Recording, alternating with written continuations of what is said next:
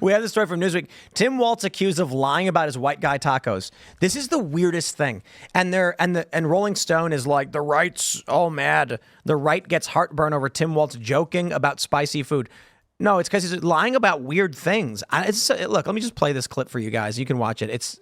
Oh, geez, here we go. Like I have white guy tacos and what is like that? black, Like mayonnaise and tuna? What are you doing? pretty much ground beef and cheese. That's okay. Do you put any flavor in it? No. Oh. Here's the deal. No, they said to be careful and let her know this, that black pepper is the top of the spice level in Minnesota, you know. I'm the first vice president, I believe, who has ever grown chili peppers. I'm trying to expand my food knowledge. You know, I'm just going to go off and say that is probably the stupidest thing I have ever heard. There's probably several vice presidents who have grown chili peppers. When I was in kindergarten, we grew chilies or whatever. Like they were like, it's a project. You put the seed in the dirt, and then you water it, and then the plant grows. But we had we came from an agrarian society. A couple hundred years ago when this country was founded, everybody was on a farm. Yeah. Anyway, I digress. Tim Walz is like, oh, I eat white guy tacos. It's beef and cheese. It's like gross, like white guilt pandering. I hate it so much. It is. So but gross. Then later on, Newsweek points out that he had this award-winning hot dish. They call it turkey taco hot dish. He actually won an award, and it's got diced chilies and chili powder and other things in it. I got to be honest, it's a weird thing to investigate. Like, hearing Tim Walz be like, I just eat beef and cheese, I'd be like, okay.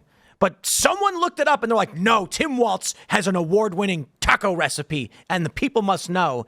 And then, okay, I guess it's a good thing because it's like, why is he lying about this? Right. To seem more like of the Folksy. stereotypical white guy that like the progressive left has created, right? He doesn't even use seasoning. Like it's so gross to me because this comes like right around, yesterday Joe Biden did this joint appearance with Kamala Harris where he said that the right is trying to start a race war.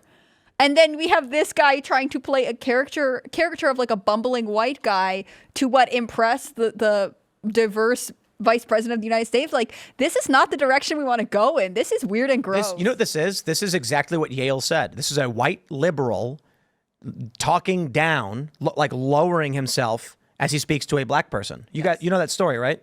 Yeah, how white liberals speak to minorities. This is what he's doing. He's basically just like humoring her. Yes, white men have spice. That's right. Yeah. Because he's racist. Because he's a racist guy. Dude, everybody's got all spice in their cabinet. Everybody growing up's parents has a spice rack or like some kind of like the idea that the only spice we have is black pepper. Or should we have a grocery store? What do they have in Minnesota? Save-On? I don't know. What's Kroger's? What's in Minnesota? I'm not familiar with Minnesota's grocery store, but they have changed. I mean, the other thing is like, I was telling Blaire this before the show.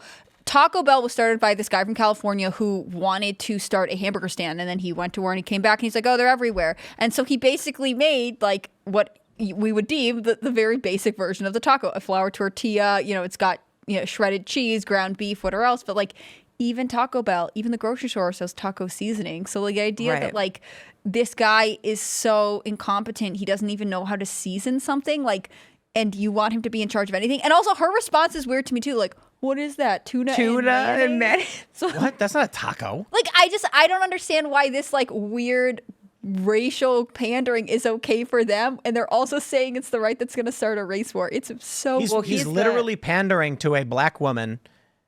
To like, this is what the white liberals do. Yeah. White conservative would be like, I put chili powder, salt, little garlic, and some onions. Sometimes I do jalapenos. It's like, okay, that sounds like a normal taco. Yeah. Right. He's the white guilt caricature. And unfortunately that's the caricature they needed as the VP. They needed that. And it unfortunately resonates with a lot of white people. If she were to win, this is what's going to be her entire relationship with him. You know the way they would say that like Joe Biden would be kind of the like bumbling but nice guy, like being like, Obama, let's get ice cream and wear friendship bracelets or whatever. Like, it's always going to be her like explaining cool culture to bumbling white Midwestern guy. I mean, he could have been like, oh, I have a taco hot dish. And that would have really played up the Midwestern element, right? Like a hot dish is a specific, like, what is that? It's, I think, like a casserole. And that's very Midwestern to me. Like that you would have an award-winning casserole recipe. You should recipe. talk like this, don't you know? He could play that up and really like be like, oh yeah, I'm salt of the earth American in that way. Instead, he chooses to be like, I'm a dumb white man. I don't know anything better. Kamala, please help me. Like that's the state of white Democrats right now. There was a lot of viral tweets when Kamala first got installed, because you can't say that she got, voted for, but when she was installed, a lot of viral tweets saying, white women, just get over it. Whatever you have to deal with now to vote for a black woman, get over it now.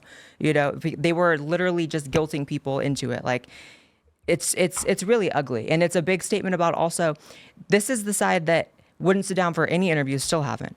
Not even past tense. They're currently hiding. And so they put out a scripted interview in place of a real interview. It's like insane. Yeah, and their whole relationship is so strange to me. I mean, when she released that call, which was obviously so staged, clearly they had already had this conversation. They're like, let's release this video where she's sitting at the conference table in her suit, like she's a strong woman. And he's like this folksy guy in jeans at his hometown, and he's so excited to get this call from out. Like, it's all fake. It's so fake. Yeah, but people love reality TV. But Trump this should be isn't doing even, this. like, look, Love Island has 1 million episodes. People are not going to pick actual reality TV over this. This isn't bringing anyone to them. It's just kind of I don't know. flat. When it comes to elections, they're giving people the movie treatment. There's no campaign policies.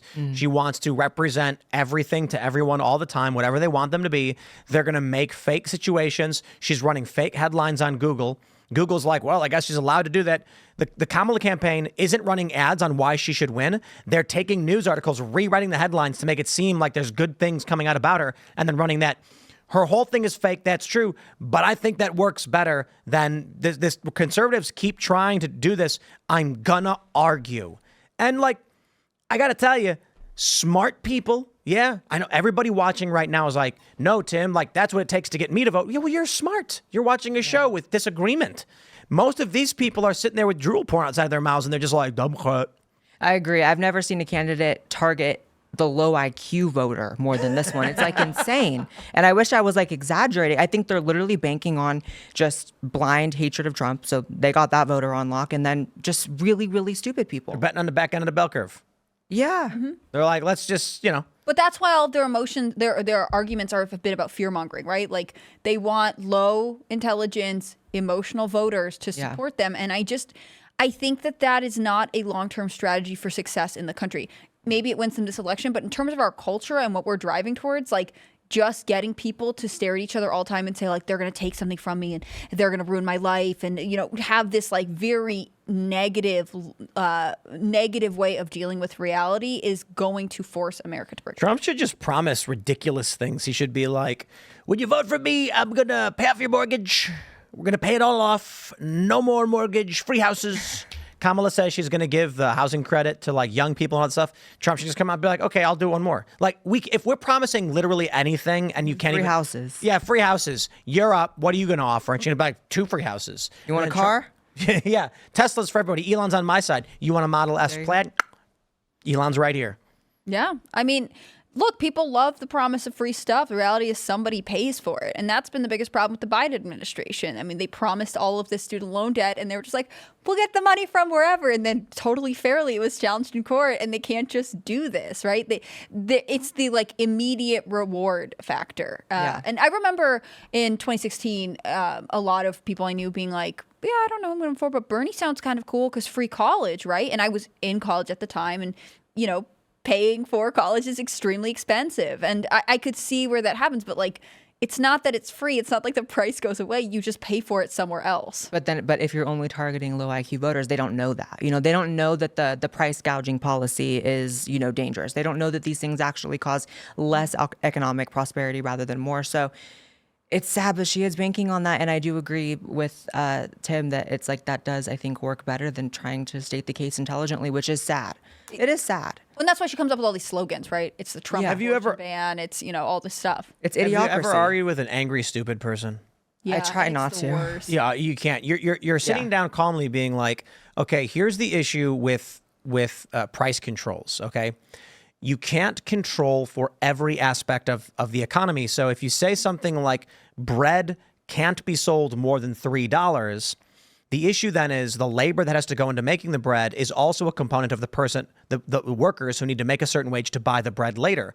So when you're dealing with all of these different goods, the person making the bread has to make enough money from the bread making to buy bread themselves. So it's all connected. And then the supervisor goes, "You're dumb. They could just say you can't do it. Bread comes from the store," and you're like, "Oh my god." Yeah, you lost them like word 3. There's just no follow through. That's why I think Trump is aware of that though, or his campaign is, because they do seem to be not like dumbing things down, but doing more visual stuff, like walking out with the groceries on the, just trying to put it in plain, language and imagery for people, which I think is a decent way to combat it. But well, I'm trying to get my street cred with Kamala, so just in case anyone's wondering, when I make tacos, I actually pepper spray them.